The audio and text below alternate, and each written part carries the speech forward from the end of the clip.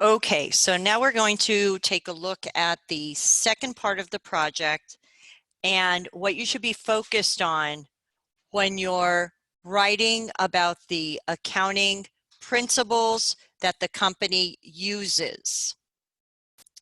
So I'm in Starbucks, and most financial statements, annual reports, are organized in sections, and they pretty much follow the same type of organization pattern. So I'm just going to scroll down to find my table of contents, and right in here is where I want to focus to find financial statements and supplementary data, notes to the consolidated financial statements. So it's the notes to the financial statements that you want to really focus on. So I'm just going to click here. That takes me to my financial statements themselves, which is what we'll be dealing with in part 3. Right here. So now I'm in the table of contents for the notes. So what I'm expecting in this area is for you to address significant accounting policies, definitely. So you want to make sure you read through note 1 and talk about the various accounting principles the company uses for depreciation, for inventory, if they have an inventory. Okay, so anything you're really familiar with, you want to address. So if there's things you're like, I'm not really sure what that is, don't worry about those things. Focus on what you know. For Starbucks, another area that I would expect you to be able to talk a little bit about if you have inventories. So maybe pick that note, read through it, get an understanding of it, and write about it. What do they do? Now, right now, as of this date, you may not be the most familiar with equity and cost investments. These are when the company buys other companies. Maybe open up that Accounting 112 book and take a look back at what investments are. Trading investments, available for sale investments, things like that. And maybe you could talk about those items because that's what's in that note. We did just cover intangible assets and goodwill over the last couple weeks. So you should be able to read that note and be able to talk about major items in that and what are they talking about in that note. Equity, debt is another area. So not everybody's financial statements are set up this way. You're focusing and trying to find those notes that you do feel comfortable reading about. Hey, I know some stuff about intangible assets and goodwill. I know about debt a little bit. Maybe you don't know anything about employee stock and benefit plans, and that's okay. You don't have to go out there and try to learn it all to talk about it. Just skip over it. Here's another note you want to read through and be able to talk about commitments and contingencies, because we did just focus on that in the liability chapter. So I'm just going to go to note 1 of Starbucks. Every company has this note. It's required by accounting rules, and it's called the Summary of Significant Accounting Policies. The first part of the note always talks about what the company does. Okay, so you probably already have this information in your, or maybe you used it even to talk about the history of the company and what they do. So you don't really have to repeat anything in that area. But maybe you want to talk about estimates and assumptions. And I don't mean copy and paste the note into your report. I want you to be able to say, here's how they estimate and make some assumptions. Here's how they determine cash and cash equivalents. Oh, here's the investments. They have some available for sale investments. They have marketable equity securities. They have what we call equity investments. Now, if you feel comfortable talking about the fair value, you can. It's just telling people how the company decides on their fair value measure if they use it, and this company does. So some assets are being reported at their fair value, and that explains how they determine the fair values.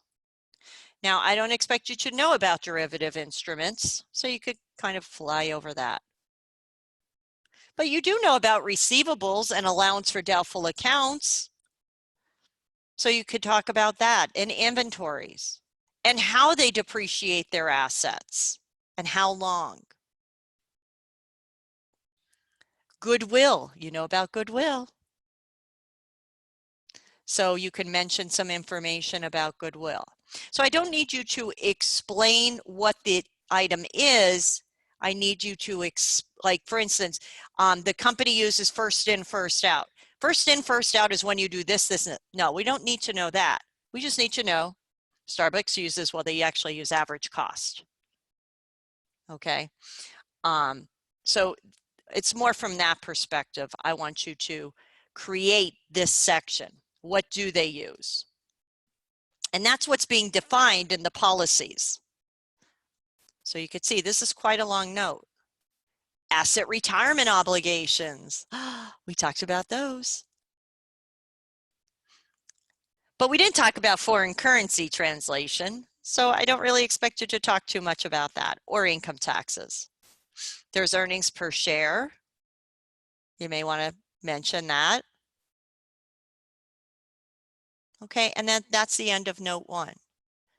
So really plunge into that first note, pick out the things that you feel comfortable talking about and saying, here's what my company uses to determine inventory, determine depreciation, etc. Are we okay on that? Then go into the other notes. Now, maybe you want to talk about some of the acquisitions that the company had. We sold our company operated retail business in Thailand to Coffee Concepts. Okay, that's not really an accounting policy, but it could be something you want to mention, even if you want to put it back in your history, if you didn't. So you'll find more information, maybe even to revise other parts of your report.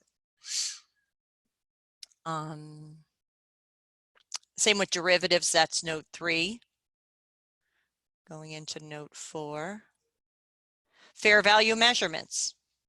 Assets and liabilities measured at fair value. You may want to talk about that if you have it. There's available for sale securities. Marketable equity securities. Again, things that you know about. Here's inventories. You could talk about inventories here. Equity investments. Note 7 for Starbucks is just giving detailed information about items on the balance sheet. For instance, if I scroll back up, and your company may do this as well, I'm going to go to their balance sheet. Sorry about that. Notice on their balance sheet, Starbucks puts prepaid expenses and other current assets. They also put property, plants, and equipment net. So down in note 7, it's just telling you where those numbers came from. Go back there. So prepaid expenses and other assets, there's the total that's on the balance sheet. There's what makes up those two. Here's the total property, plants, and equipment on the balance sheet. Well, here's the detail. Same with accrued liabilities. Just so you're aware of that. You don't have to talk about that in this section, but just so you know, you could get that detail in the notes to the financial statements about total amounts on the balance sheet. But there's intangible assets and goodwill, impairment of goodwill. Okay, they talk about that here a little bit. So that might be something in your company you could talk about. Debt, what kind of debt they have. So I would definitely talk about this a little bit in this section, even though it's not an official accounting policy. But you could talk about, hey, they have a revolving line of credit for 5 years, and here's how much it is. They have a 364-day credit facility. Here's their long-term debt. You could bring that out a little bit and talk a bit about it a little bit. You could focus on, hey, next year they're going to owe nothing. 2021, 2 years out, they're going to owe 1,250,000 or 1,250,000,000, 500 million. Because in accounting, we're required in the notes to let people know how we plan, how much of our long-term debt is due each year over the next 5 years. So that's what that represents. They talk about equity. If there's anything in there, you may not be comfortable with it. That's okay. You don't have to be. If you don't want to, you don't have to in that area, because I know we don't cover it yet. Same with employee stock and benefit plans. But down here, where is it at? There it is. Note 15, commitments and contingencies. We just did that, chapter 13. So now you could talk about, hey, and every company has a lawsuit against it. Just about, okay? You be an anomaly if you don't.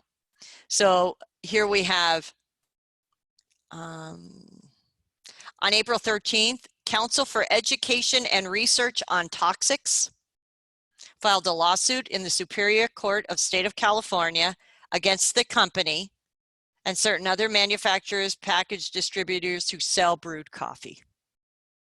Okay, so you could talk about that, and here's what they expect to happen from the notes to the financial statements. Are we okay? Questions? So the purpose of this part of the paper is to bring out some of this information that is in the notes to the financial statements. Each note is considered one of the items. So in the paper, I say you want to talk about 5 items. So note 1, you don't find 5 things in note 1 and say, okay, I'm done. Okay, so note 1 is one of the items. And then if you can only find 2 or 3 other notes, just let me know. But hopefully you could find up to 5 notes in the financial statements that you could talk about a little bit and feel comfortable talking about.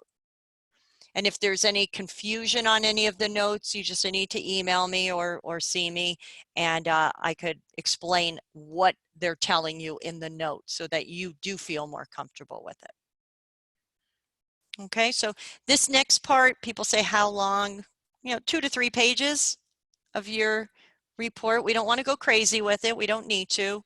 We just want to read. And that's the part of this, is to read and be able to say, hey, here's what I saw in the notes to the financial statements.